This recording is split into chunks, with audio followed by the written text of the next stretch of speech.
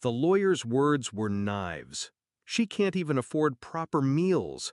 These innocent children go to bed hungry because of her neglect. The courtroom murmured. The judge's brow tightened. And me? I sat silent, powerless. Because he was right. I couldn't defend myself. Not because I was guilty, but because he had taken everything. The accounts, the savings, the proof. He'd starved me on paper so I'd look unfit in person. It was his favorite trick, not just to wound me, but to make the wound look self-inflicted. I gripped the edge of the table, knuckles white. My throat burned with unshed words.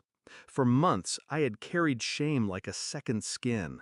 But then, small footsteps. My daughter, just 9, walked forward. Her hands clutched a shoebox, taped and bulging. She placed it in front of the judge. "Your Honor," she said, her voice trembling but clear, "Daddy told me to hide these receipts." The room froze. The air fractured. The judge leaned forward, eyes narrowing. The lawyer's smile faltered. And I inhaled for the first time in months. Inside the box were receipts, dozens of them, bundled in rubber bands. Groceries, school supplies, shoes, medicine, all bought by me. Paid with cash I'd scraped together, hidden from him after he froze my cards. Proof. My daughter had been watching. She'd known where I kept them. She had saved me. I hadn't always needed saving. When I first met Daniel, he was all charm. Hands that never shook, a voice that could sell anything. He looked at me like I was his missing piece, and I believed it. We built a house, a family, a life.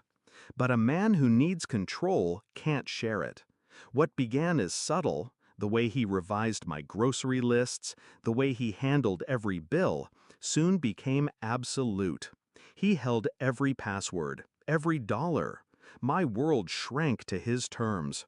I told myself it was easier to let him, that marriage meant trust. But trust is just blind faith in someone else's silence. Then came the divorce. His mask slipped, and I saw what he was capable of. It started with patterns. Milk in the fridge, dated weeks ahead. Groceries that weren't mine. He'd buy things, then hide the receipts, starve the evidence. He wanted the judge to see me as reckless, incapable. He knew exactly how it would look. And it worked. For months, I looked like the failure. But I stayed quiet. I played the part of the beaten ex-wife. And in that quiet, I planned. My daughter saw more than I realized. She noticed where I hid the slips, tucked behind cookbooks, stuffed in flour tins.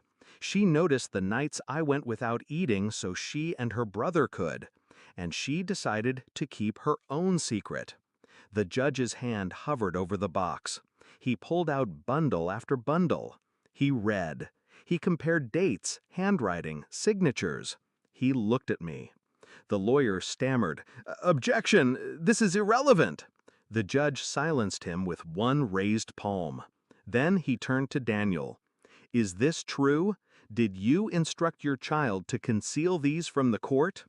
Daniel's jaw twitched. He opened his mouth. Nothing came out. For the first time, the man who'd rehearsed every angle, every lie, stood speechless.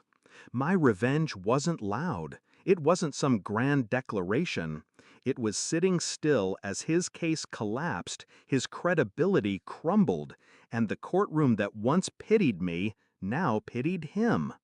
The judge's words were final. Full custody to the mother, effective immediately. Daniel tried to rise, tried to argue, but the bailiff's hand on his shoulder reminded him this was over. When we walked out, my daughter slipped her hand into mine. Her eyes searched my face. "Did I do good, Mom?" she whispered. I crouched down, held her shoulders. "You saved us," I told her, and I meant it. Because revenge doesn't always come from the person wronged. Sometimes it comes from the innocence he tried to exploit. Now, when I think back to that hearing, I don't replay his lawyer's words or my silence. I replay the sound of the courtroom gasping. The moment his empire of lies cracked open. The look in his eyes when he realized he had taught his daughter to hide things, and she had hidden the wrong thing from him. That was the irony. His own lesson destroyed him. And me? I'm no longer silent. Because the best revenge isn't screaming your truth, it's letting the truth scream for you.